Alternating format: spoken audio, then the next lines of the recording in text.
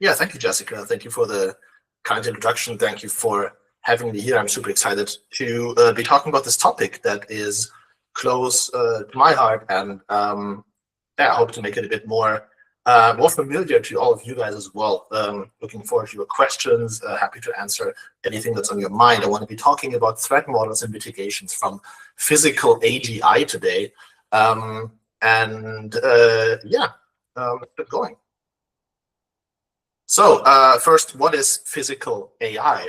This term has become a bit of a buzzword in the last maybe 2 or 3 years, and it is basically the intersection between classical robots and agentic AI, and is sometimes also called embodied AI. So the term embodied AI is used a bit less. Physical AI has kind of taken over, and embodied AI is anything that acts in the real world, has some form of physical influence on the world, in other words, moves atoms, and yeah, it is intelligent, right?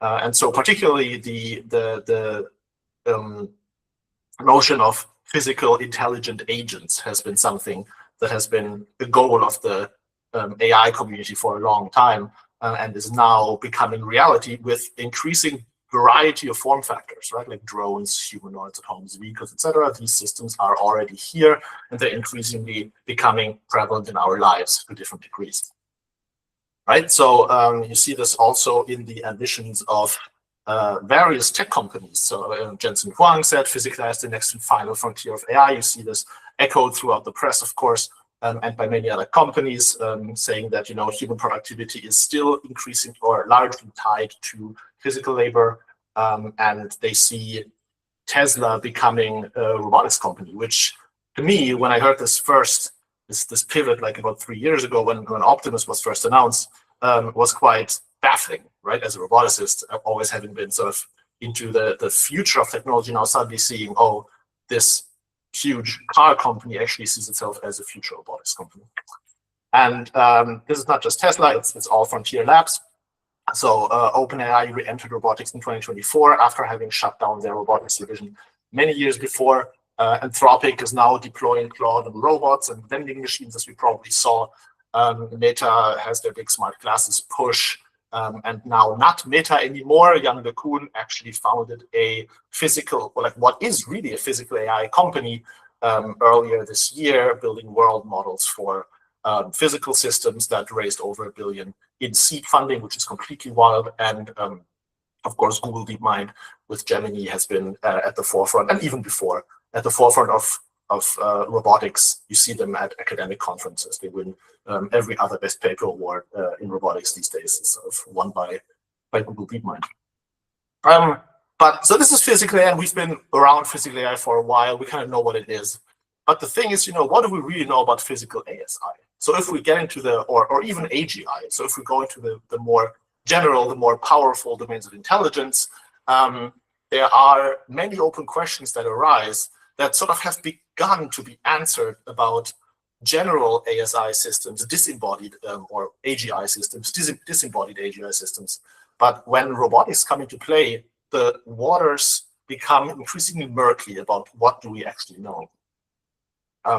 So what are some models that have been proposed, some physical ASI scenarios? How can we think about superintelligence in the real world?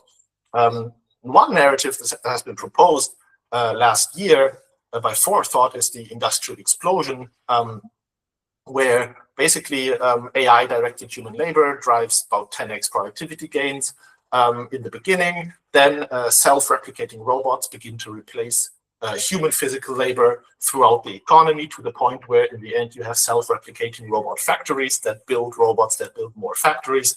Ultimately they see that this technology is going to become smaller and smaller, so that physical AI is not just robots, but becomes sort of at the nanoscale, essentially everything. So you have this intelligent dust, basically, that makes it also very hard to then think about what the consequences of such a world would be and what that would even look like for the people that live in it. Another narrative that has been around for actually a while, since 2017, when it was first proposed by Stuart Russell, is autonomous weapons as sort of near-term scalable weapons of mass destruction. And that is sort of interesting to think about because, like autonomous weapons can be quite small. Autonomous drones that are cheap are much smaller than nuclear weapons, but they can be almost infinitely reproduced and made very cheaply. You can make swarms of them, and suddenly you can have a lot of sort of very diffuse impact, right? They're extremely flexible, and you see this in warfare being used already today, and that completely changes the game of war and peace. If suddenly you're not looking at huge, like trillion-dollar investments into nuclear technologies, but rather, these highly scalable, very quickly built, autonomous, intelligent drones. But like generally, these are two narratives. But overall, if you go in the EA community and ask people, hey, what do you think? What do you think about robots under, a super intelligence domain? There's high epistemic uncertainty. Basically, we kind of know that we hardly know anything. And this becomes manifest in several questions, like when exactly will AGI and ASI become active and relevant in the physical world? In other words, when will it cross the cyber-physical boundary? Of course, it can act through humans that it instructs in the real world. This is one way to cross the cyber-physical boundary, but we really talk about when can the AI act autonomously on its own in the physical world. The exact timelines are absolutely unclear. How exactly that crossing will unfold is unclear as well. And what the consequences for various domains of life will be, including socioeconomics. Basically, this is the question of, what if robots take all of our jobs? You see, this is a narrative that's actually quite popular and actually popularly discussed in the media, but no one really has robust models. This is probably the question that we have most robust models on because, like economists have been working on this question for a while. What does this mean for the distribution of capital, wealth, and so on? Like the downstream consequences under super intelligent physical systems becomes much and much harder to predict, of course, like anything. What would be the consequence for politics if we now suddenly have AI-enabled coups that can be, and this is one of the threat models that you see later, where basically the military is not composed of individuals that can say no, right? It is composed of either robots that just say yes because they have been trained to do, or it's super intelligences that are beholden to some AI. What does that even mean? What does that mean for the state monopoly and violence? And what does it mean generally for human-machine relations? This last one is maybe a bit of a philosophical extrapolative question, but I think fundamentally our lives will change as intelligent machines will take an increasingly important role in it. And it is very hard. There's hardly any scholarship on how exactly that will happen under AGI or ASI assumptions, right? Once machines really become generally or super intelligent. But, there are things that we know. We know that physical AGI, we don't need to talk about ASI right now, but physical AGI is being developed today. This is something that we can look at, we can study, and that we can measure. So this is great. Good news is we are in a slow takeoff scenario, at least right now, when it comes to robots. This is a humanoid robot market in terms of money. You see all the way on the left is 2025, and this over the next 10 years doesn't look too crazy. I mean, this is not even a doubling each year, not even close to a doubling each year, and it sort of doesn't look all that crazy exponential yet, right? But we have 10 years at least with the humanoid robot market predictions. And we can use this opportunity, like this at least 10-year window in the should the market predictions for humanoids are right, to make to build robust epistemics, like for example what Meter has been doing over the last few years on disembodied AI. and now start to be able to collect the data to build models that allow us to forecast the capability improvements in physical domain on physical tasks and the things that you need to make AGI in the physical world. So yeah, we can collect data and study this. But there are three cruxes here that are particularly worth studying, where the epistemics are really the murkiest. And let's have a look at what that is. In order to have a model of what we should be studying, we should actually look at what don't we know yet. One thing that we are really unsure about is timelines. And here it's striking that roboticists have weirdly long timelines. So having been in the field, like in robotics for over about 10 years now, I noticed that most of my colleagues, particularly also high-ranking academic professionals, professors, internationally recognized figures, say that, particularly Rodney Brooks, that basically physical AGI is very long away. Like, he famously had this timeline to like 2300, so almost a 300-year timeline for like generally intelligent robots. Now, that was a few years ago when he said this. He's sort of come down in his timelines a bit, but still very long timelines. And last year didn't really believe that AGI would be anywhere near around the corner, certainly not on robots. The same for others, for different reasons. Like data is one thing. The availability of physical data makes roboticists extremely skeptical of achieving physical AGI, not even in 10 years.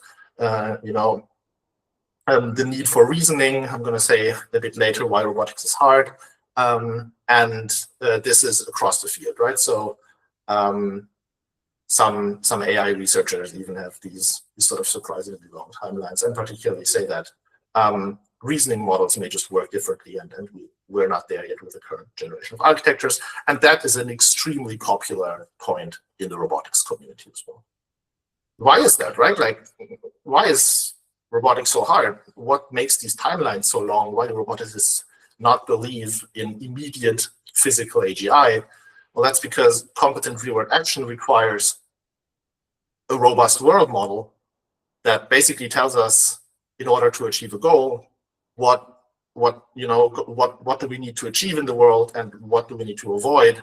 And this is sort of an iceberg, because like you only see the very top, the things that immediately come to mind, but underneath, you need to reason about physics, you need to reason about the consequences of actions, you need to reason about uncertainty, you need to reason about other people, maybe other agents that are in there. You need to reason about yourself and your own capabilities, right?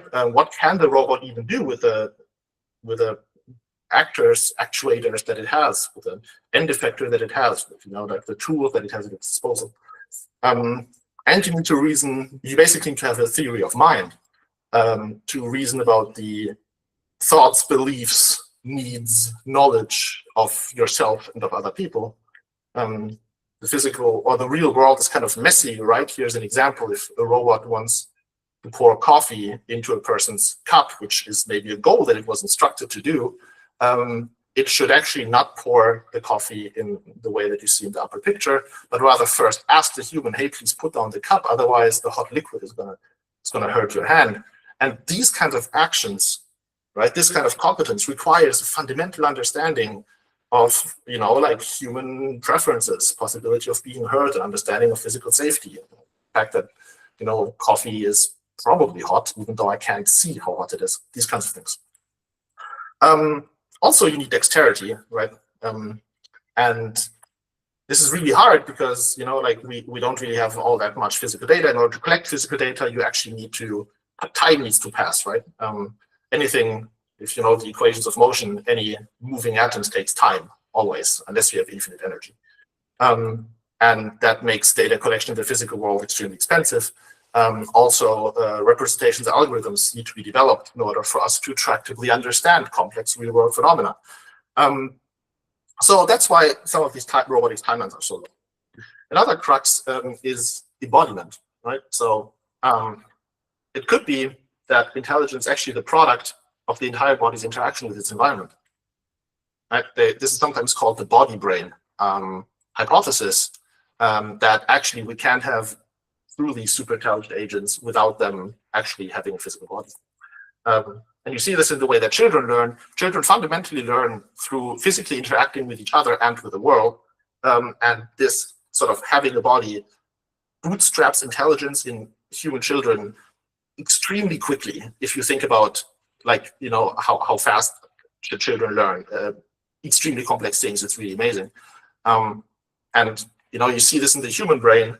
If you look at what parts of the human brain are dedicated to sort of physical interaction, right? Like we have huge parts of the human brain that is dedicated to, you know, perceiving touch with our hands or like with our lips, or and if we look at how we move, you know, that's even more, right? So even more brain. This is these pictures are always like renderings of what would humans look like if their bodies reflected how much of their brain was sort of devoted to these functions. And you always see these gigantic hands. So humans are really intelligent because, you know, we devote so much of our brain power to sensing and acting through particularly our hands, similar parts of our body. Like the third crux is, and this is probably the hardest crux to understand and to wrap your mind around and to actually collect data on, is if physical AI is upstream or downstream of general AGI, or like disembodied AGI. So roboticists say, because of the embodiment argument, that physical AGI could be upstream of AGI. So that means, like, you kind of need to be physically intelligent before you can be generally intelligent.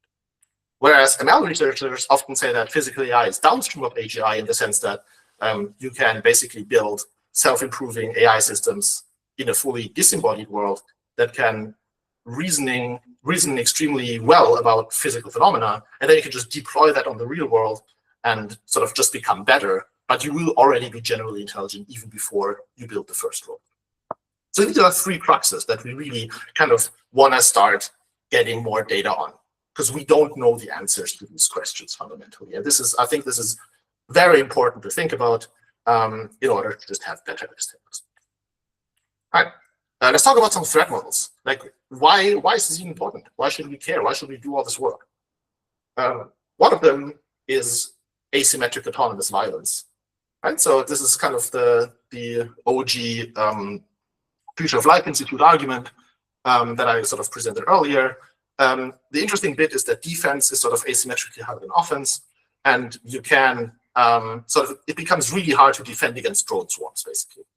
And particularly intelligent drone swarms. And this enables non-state actors, say terrorists, to, in this case here in this paper by Alex Roby, which I recommend everybody read, where they jailbreaked LLM-enabled robot dogs, right? Like a terrorist could just instruct an AGI robot to deliver a payload, and it would be sort of very hard if that thing is generally intelligent or even super intelligent to do something against that if they use multiple robots or swarms of robots or any of these things. So it just becomes much easier to do violence.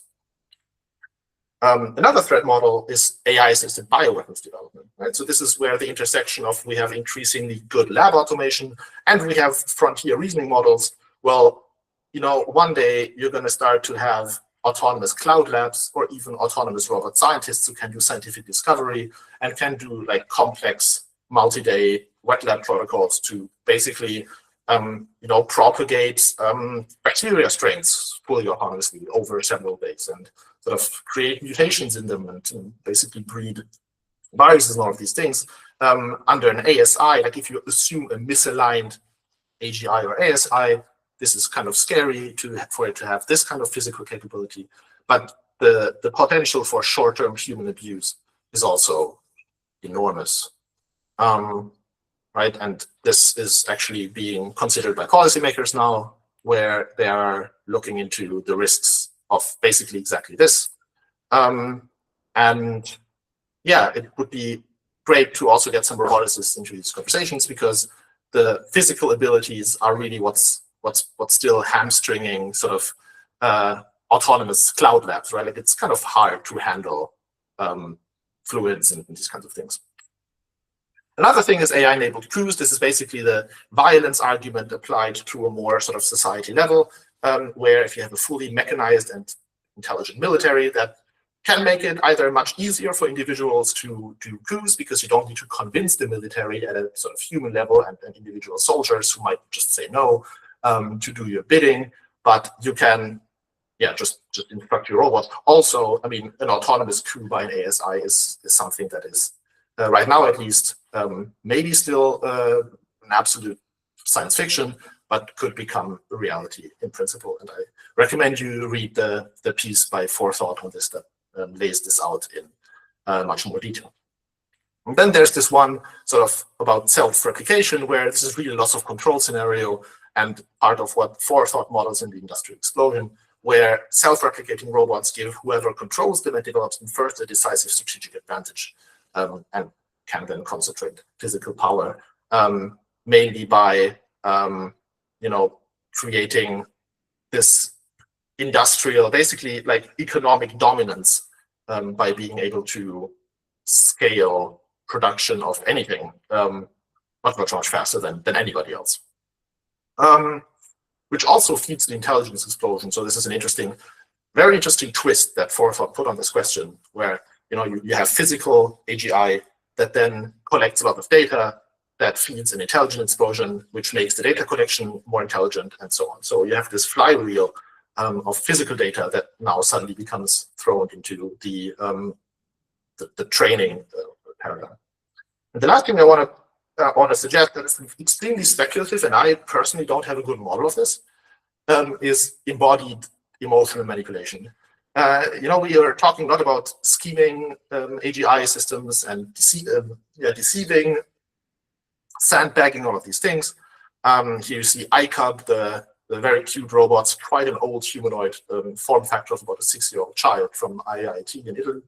And he's being developed for human-robot interaction to study it, and he's extremely cute. And it has been shown that physical presence and interacting with physical systems makes humans much more emotionally vulnerable and emotionally involved in the interaction. And manipulation and scheming on physical systems may just be much easier for AIs because the human barriers may be lower, particularly in populations like children and the elderly.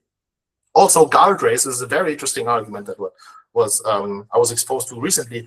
Guardrails that are built for text interaction with LLMs may not transfer well to embodied contexts. So we don't know if a lot of our control research that is happening right now still applies if the agent can physically do things, physically manipulate the environment, physically manipulate, threaten, intimidate humans, these kinds of things. So this is just also, again, high epistemic uncertainty, and would be phenomenal if we had more data on these kinds of questions. And one cross-cutting research risk factor that I want to propose that's going across all of these threat models is just the fact that multimodal architectures, like you need in robotics, right? Language is not enough. You need to perceive your environment. You need to, have some vision in there. You need some robot actions that you generate through various ways via, transformers or diffusion models, and these things. The control interpretability methods that we may have may not scale or may not transfer directly to these kinds of different modalities, right? So you have these opaque representations that are not text-based tokens, but mean something else, and we don't really know what they mean. So here's one phenomenal paper by researchers done at Berkeley at the time, who built, could transfer mechanistic interpretability to BLAs. So I really recommend reading this because it kind of shows, okay, like this gives me a bit of hope. It's transferred here, but at the same time, it's not trivial, right? It's a research question that really needs to be looked at. So, now I spread a bit of doom. What can we actually do? How can we make a world with physical AGI a bit safer? And here I propose a few things. These are high-level sort of research agenda points that I have been thinking a lot about, but that I'm fundamentally uncertain about and would love to hear feedback of any kind. Like, I think this would be absolutely fantastic if we could have a conversation about what can we actually do. So first thing, obviously, has been sort of the one big theme of this whole talk, is we can build robust epistemics. And how can we do this? We can do surveys of current capabilities. Epoch AI, which is where the figure comes from, put this work out just like a month ago, where autonomy works, where they do exactly that. They survey current physical AI capabilities and make some initial sort of guesses as to what will be next.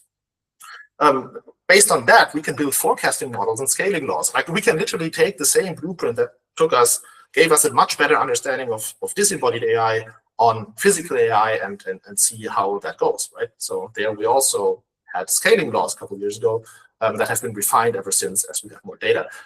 We can do interpretability and control research, which is completely neglected in the physical domain. So the models just work differently, modalities are different, and the use cases are different. So it would be fantastic to have more of this kind of research there. And we need more modeling. We need more and better informed scenarios and threat models. We need to talk to the stakeholders that are involved, the governments, the militaries, the industrial, end users, the robot manufacturers, and bring them together to see what are they, concerned about, what are they working on, where are risks here?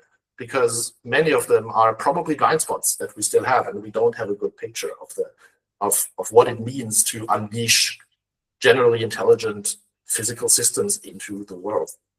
And one thing that I've kind of been obsessed about recently is physical AI evals, right? Because of course, as a roboticist, what would be cooler than having a red teaming lab in which you can have robots that do wildly misaligned things?